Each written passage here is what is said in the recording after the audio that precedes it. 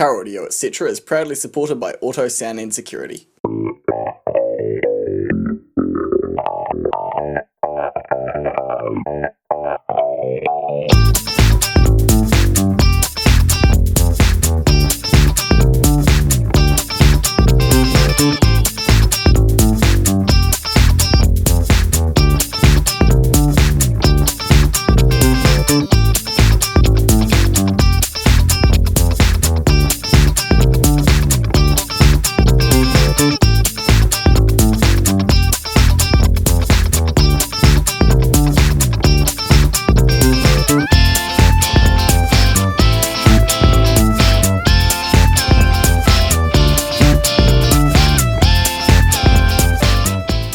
Hey guys, how's it going? James here at Audio.etc. Back at it again on duty today. I am sound deadening the front doors and actually hopefully getting the front doors completely finished. Getting the new woofers in, hopefully the new tweeters. Depends on, again, how this tweeter pod goes. The dusting technique is working well. It's looking pretty decent, but some of the sandpaper scratches are still there because I haven't been laying it on as thick, so like you can still see the scratches from the sandpaper underneath. But we'll see how it goes. Maybe by the end of the day that thing will be ready to go in. Who knows? So today I am sound deadening my front doors. You guys just saw in the time lapse that I started up with that I got the doors pretty much completely ready to be prepped for sound deadening and everything like that. Got the cards off, got the plastic sheets off, and on this one I've freed up the whole loom as well. So on the back doors, you saw what I did. I did Dynamat on this inner skin here, and I did b.a.m directly behind the speaker along the bottom sort of third and Dynamat on the top 2/3. I'm going to go a bit more b.a.m on the front doors.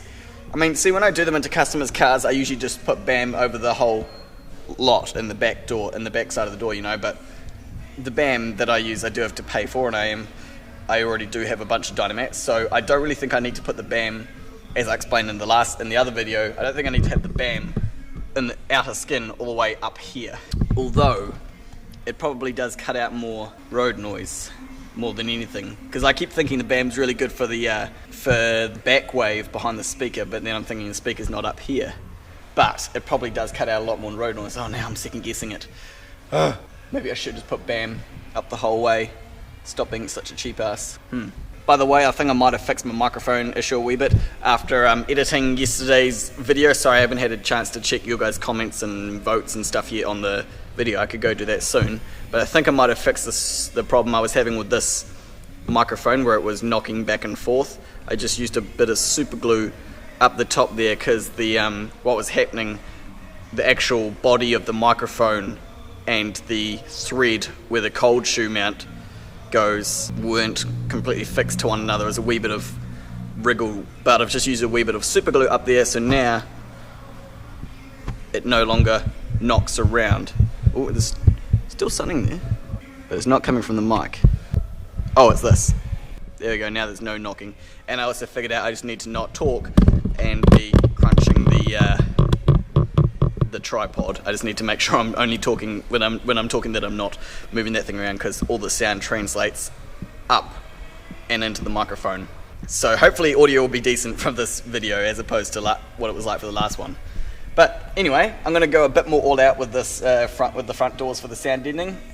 Still deciding what I'm going to do for the outer skin. Obviously the inner skin will be completely Dynamated, and I'm going to try and treat all this wiring as well. I'm going to wrap the entire loom in cloth tape, or fabric tape, or Tessa tape, or whatever you want to call it, all the way along.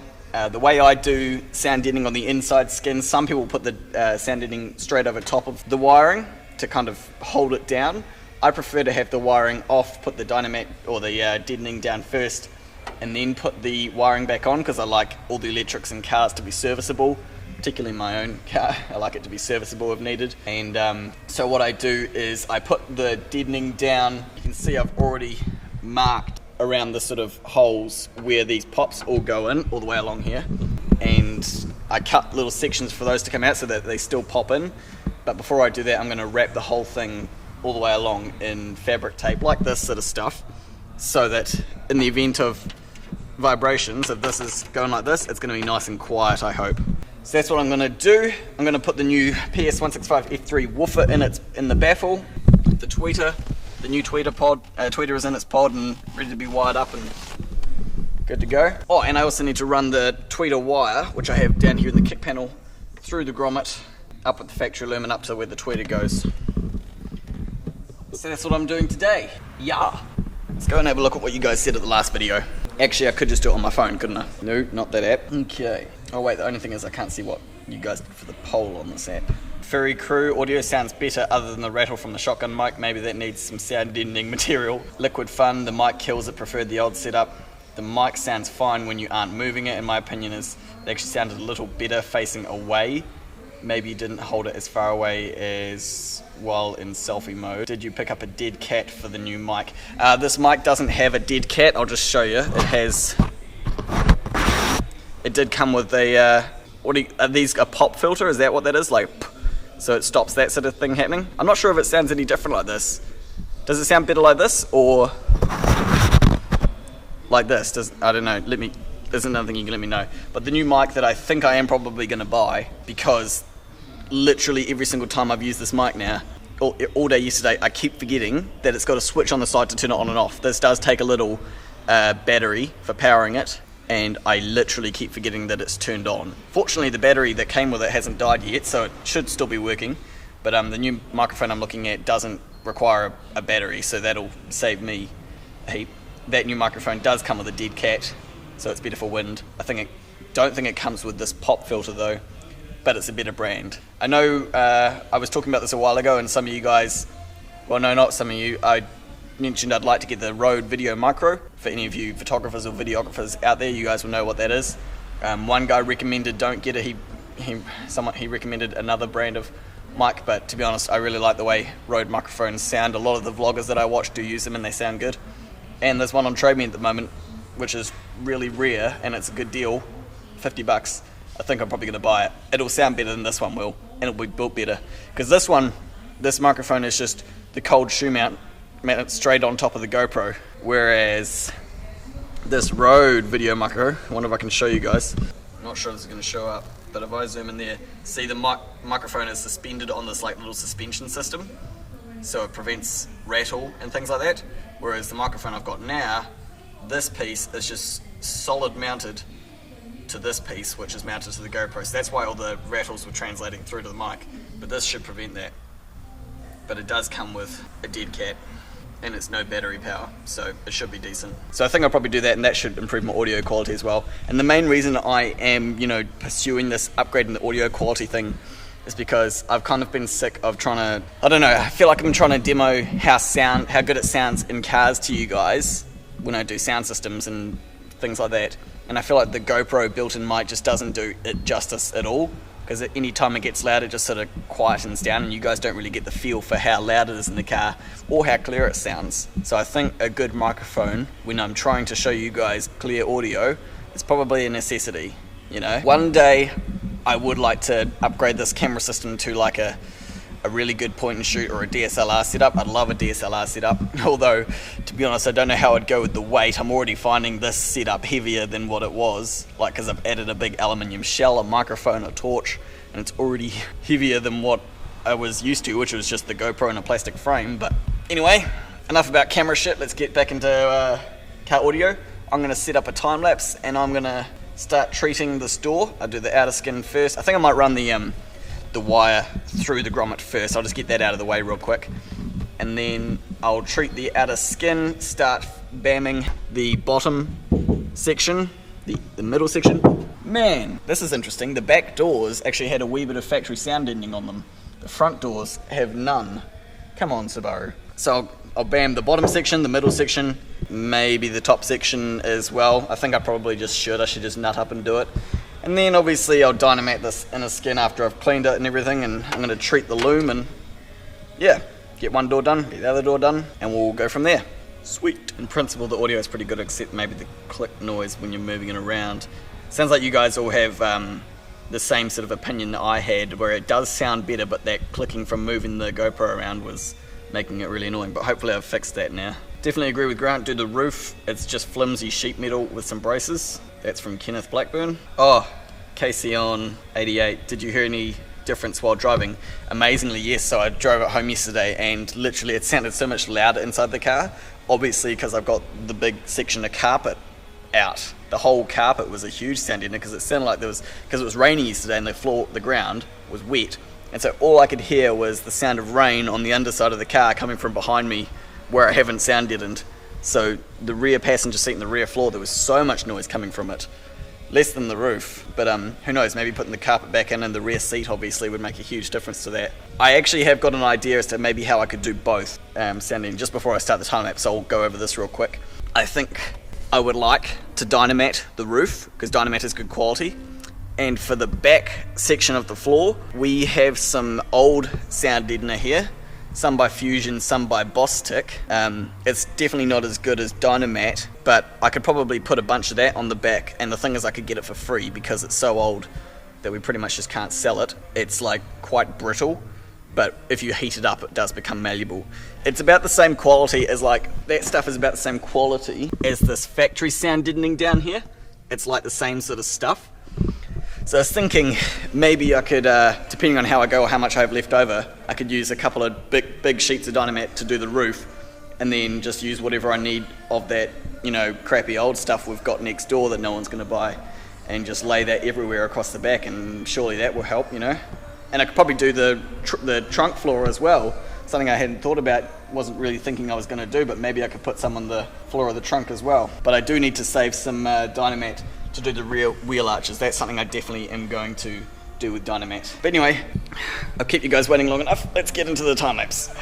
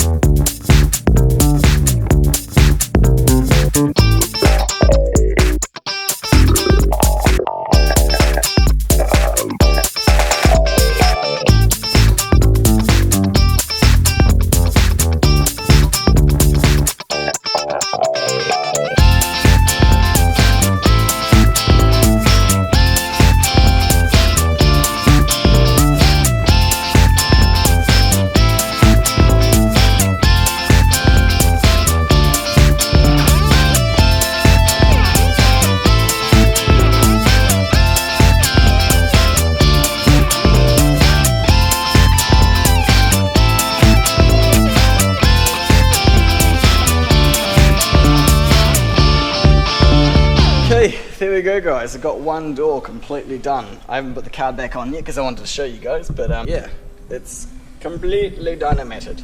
And I put the new woofer in and set up the wiring for the new tweeter as well. Wee bit of slack here just because I need to be able to put this on after the door card goes on.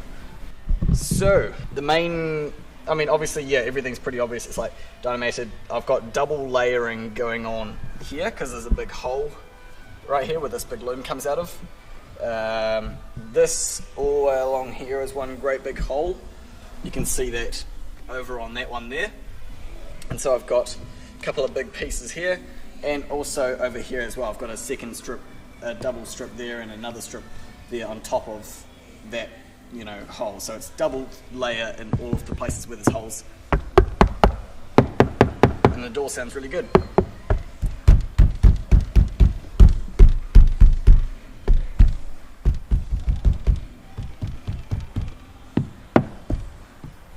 I was wondering where the rattling was coming from. It was this thing here. I was thinking, what? Because I wrapped all the wires in tester tape. Not a rattle in sight or sound. Completely done. Sweet as. So now I can put the card back on. Let's do that. I'll leave that connected. What I'll do is I'll just unclip it. And this can just rest gently there. Don't go anywhere. Okay, door card. So it looks pretty good and ready to go. Oh right, I need to do something with this. That's the factory speaker wire. Whoops. I'm going to have another use for this later on down the track, but I'll tell you about that later. Let's first just wrap the head in some cloth so it can't rattle. This is going to go up there. There we go, simple. Wrap that around there. That's just going to sneakily sit there without going anywhere. Cool. Door card this time. Connect up the light. Window control. And the door handle. One goes there, this one goes there, and this goes up and down. Okay, now just checking I can't see any Dynamat around the outside of the door card. Looks all clear. Pop, pop, pop.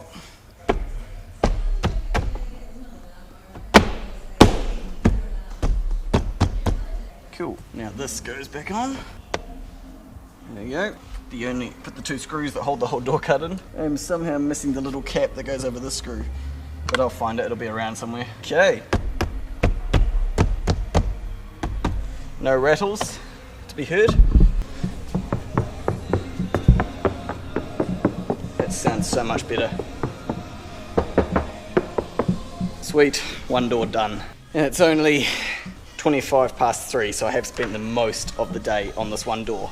To be fair, there have been a lot of customers coming in with inquiries, and I'm, of course, the one who has to deal with all that. Right, so that officially calls that door Dunners. That's how it sounds closing. Oh yeah. That's that one, and this one. Oh wait, this has got no door card on it, but still. It's a bit louder and boomier. This. Still. Ooh, sounds European now. Even the back ones are slightly better because they're smaller. Cool. Right, so what am I going to do for the rest of the afternoon? I feel like it's a bit late to be really starting to crack into the passengers one. It's 3:45. I wonder if I could maybe just get the outer skin done. Ooh. Yeah, I guess I might just start kind of tidying up, but also working as I go. I might start cracking into doing the outer skin of this passenger's door, get as much of it done as I can, and that way it's one less thing to have to do tomorrow or the next day, whenever it is I do it. But probably don't want to finish the video up just yet. I have only just sound deadened one door and, you know, done a time lapse of it, so I might as well keep going. Let me do some tidying up first so I can, you know, basically go for as long as I can without having to do a great big tidy up at the end. I'll do that first. I'll put the Dynamat and everything away, and I'll swap the speakers out, and then I will, well, I won't do the speaker in yet, but I'll swap the speakers, and then I will crack into cleaning off the outer skin of the door and b.a.ming it. Sweet.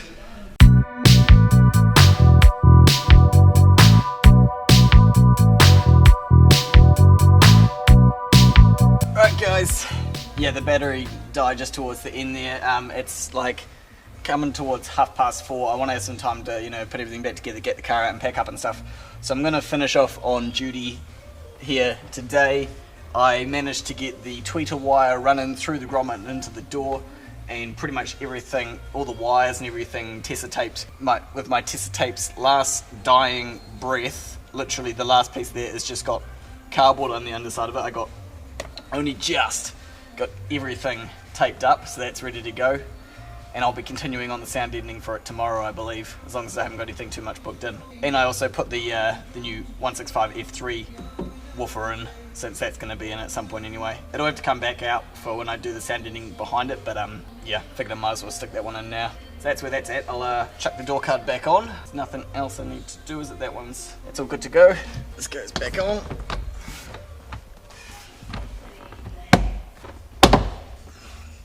This one's missing its little cap as well, must have fallen out. It'll be somewhere around, I'll find it. I did find the one for that side. Probably be on the floor somewhere. Oh, this thing keeps falling off. Right, pack up. So there we go. I didn't quite get as much done today as I had hoped. Just busy with interrupting customers. But, you know, customers come first. Finish that one off tomorrow. And I do need to find that little cap. I don't know where it's gone, because I found the one for this side, although maybe that was the one for that side. Now I'm sure it'll turn up on the floor somewhere or in a pile of something. Sweet, so I'm going to call that today's video, guys. Thank you for watching. Let me see how busy tomorrow, how busy I am tomorrow, so I can let you know if I am going to be filming or not. Nothing booked in tomorrow, so yes, I will be able to work on duty tomorrow, finishing off the front left door. Let's have a look at how this tweeter pod's going. Oh, it's looking pretty decent, yeah? Nice, I like it. It's looking good. Let that dry overnight and maybe give it some more coats because I want it to have a smoother finish as what my other one does. Cool, that'll be it. Thank you guys for watching today. Choose to be happy and I will catch you tomorrow. Kite Ano.